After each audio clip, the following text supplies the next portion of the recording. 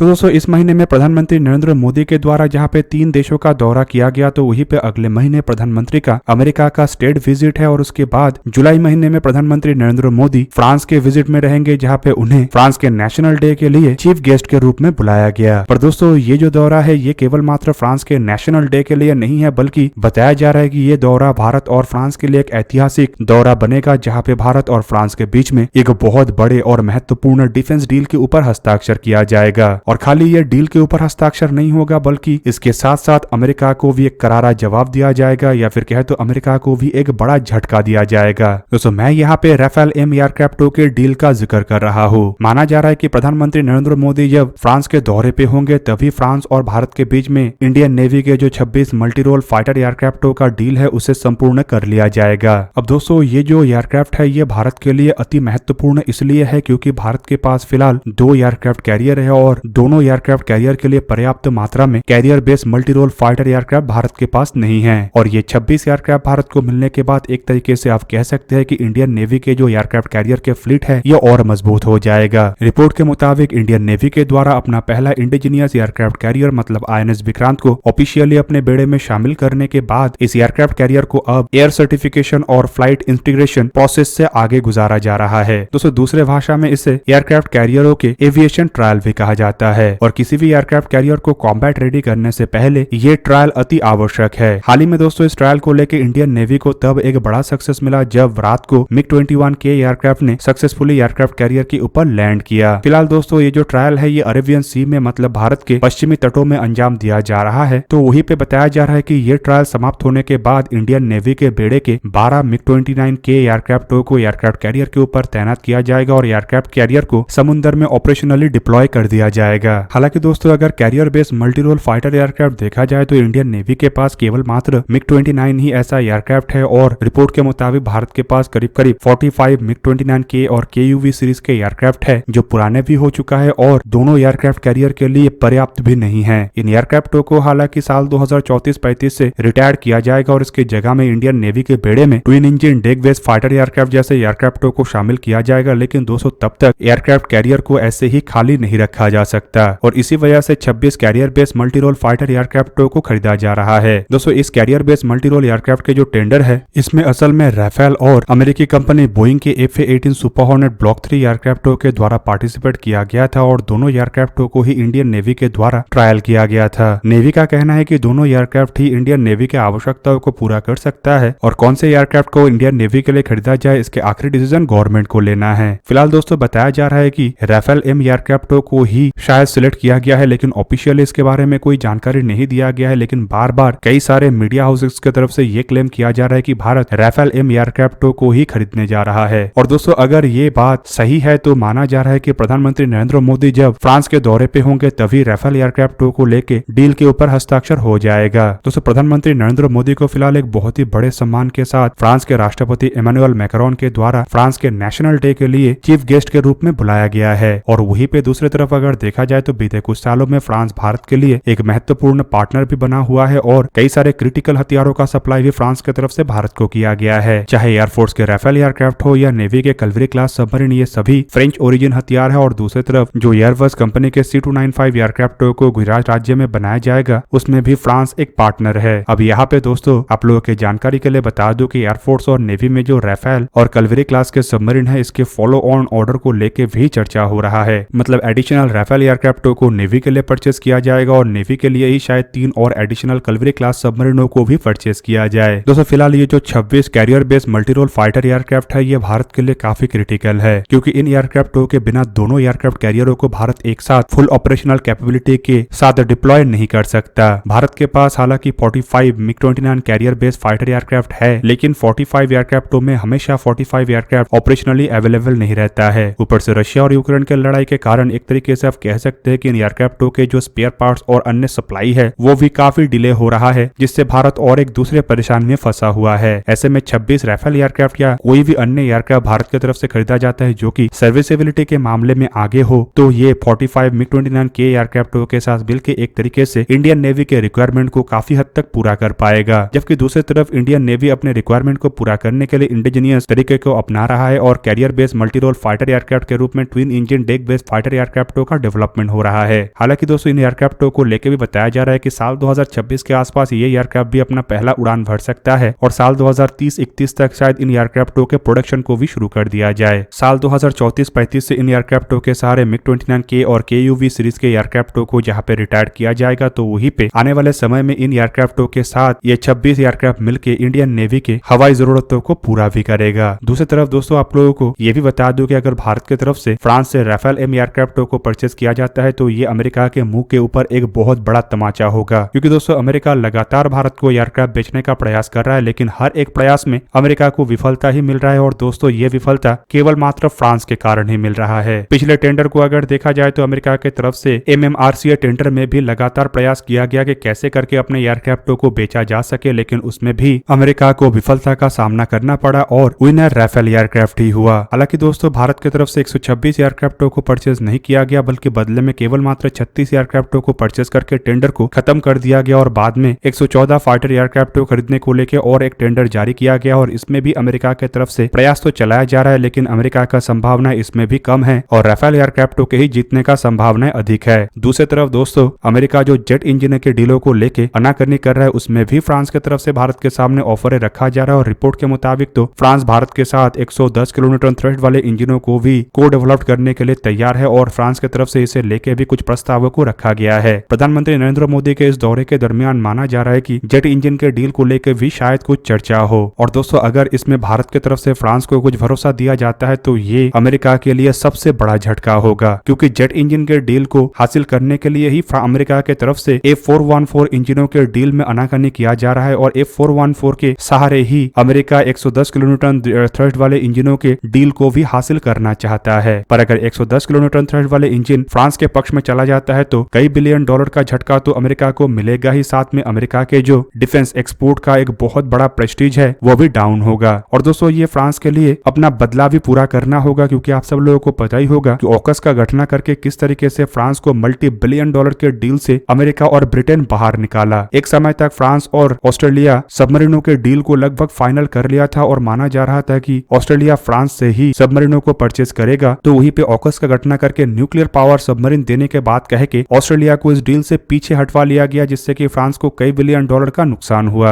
दूसरी तरफ दोस्तों प्रधानमंत्री नरेंद्र मोदी के अमेरिका दौरे के दरमियान जिस डील के फाइनलाइज होने का संभावनाएं हैं, अगर उस डील को देखा जाए तो इसमें भी अमेरिका के द्वारा लॉबिंग करके और अपने PR एजेंसीज को इस्तेमाल करके डेंट लगाने का प्रयास किया गया था, लेकिन अमेरिका को इसमें सफलता नहीं मिला। आप लोगों को पता ही होगा कि F-18 सुपर हॉर्नेट और राफेल M एयरक्राफ्टों के ट्रायल के बाद किस तरीके से लगातार ये खबर आता रहा कि अमेरिका के F-18 super hornet aircraft Indian navy के लिए परफेक्ट है, फ्रांस इंडियन नेवी के आवश्यकताओं को पूरा नहीं कर सकता। किस तरीके से अलग अलग खबरों में राफेल M एयरक्राफ्टों के खामियों को ही खाली दिखाया गया और दूसरी तरफ F-18 सुपर हॉर्नेट एयरक्राफ्टों के खूबियों को ही दर्शाया गया। हालांकि दोस्तों ऐसे खबरों के पीछे अमेरिकी कंपनी बोइंग का भी एक प्रमुख भूमिका था और रिपोर्ट में बताया जा रहा है कि बोइंग के PR एजेंसीज की तरफ से ही ऐसे रिपोर्टों को ज्यादातर हवा दिया जा रहा था, पर ऑफिशियली फ्रांस की तरफ से इसे लेके कोई प्रतिक्रिया कभी नहीं आया। लेकिन अगर प्रधानमंत्री नरेंद्र मोदी राफेल M एयरक्राफ्टों को सिलेक्ट करते हैं और डील के ऊपर हस्ताक्षर हो जाता है तो ये डैसॉल्ट एविएशन की तरफ से बोइंग को भी एक करारा तमाचा होगा। दोस्तों यहाँ पे आप लोगों को ये भी जान के रखना चाहिए कि इंडियन एयरफोर्स के पास ऑलरेडी राफेल जैसे एयरक्राफ्ट होने के कारण ही राफेल M एयरक्राफ्टों के चुने जाने का संभावनाएं बढ़ा है। ऊपर से ऑलरेडी इन एयरक्राफ्टों के इंफ्रास्ट्रक्चर और हथियार होने के कारण एक तरीके से आप कह सकते हैं कि राफेल M एयरक्राफ्टों को खरीदना भारत के लिए फायदेमंद भी होगा।